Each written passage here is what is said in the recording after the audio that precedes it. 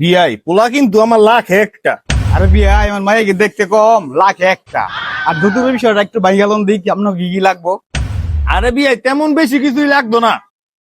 একটা R15 নতুন মডেলের হুন্ডার, একটা আইফোন 16 প্রো ম্যাক্স, একটা দামি দেখা রোলেক্সের গড়ি জামাই মানুষ যেহেতু, আর লাখ 5 কে দিয়ে দিয়েন।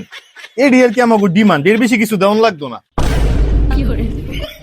আব্বা আমার পোলা খুব পছন্দ হয়েছে, হেরা যা যা চা তুমি রাজি হয়ে যাও, খালি হ হ করো আর পোলার নাম্বারটা আমার লইয়া দাও, আর বাদ বাকি সব আমি দেখতাছি।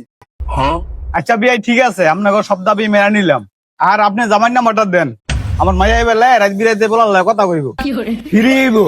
মাশাআল্লাহ, আলহামদুলিল্লাহ। দেখছা তোর শ্বশুর বাড়ি তো সব দাবি মেনে নিছে। আর তোর নাম্বার দিতে আমার বৌমাই বলে তোর লগে রাইট বিরেতে কথা কইব।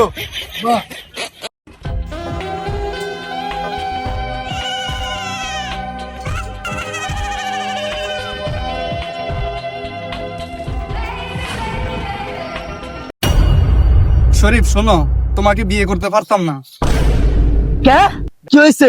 কারণ তোমার বাপে অনেক টাকা যৌতুক চাইছে, তাই তোমার লগে আমার বিয়া ক্যান্সেল। আমার লগে আর যোগাযোগ করার চেষ্টা কইরো না। দেখতাছি দিয়ে আব্বা সোনিয়া আমার বিয়ে ক্যান্সেল করে দিছে।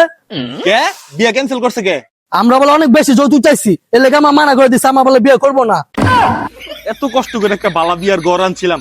আচ্ছা সমস্যা নাই, ক্যান্সেল করে দিছে অন্য জায়গায় তোর বিয়া করামু, এর চেয়ে বেশি যৌতুক লমু। আমার সোনিয়া লাগবো, আমার কোনো যৌতুক টৌতুক লাগবো না। আর তোর যদি যৌতুক লাগে তুই যে আরেকটা বিয়ে করে যৌতুক ল। বাপের কেউ এমনি কয়?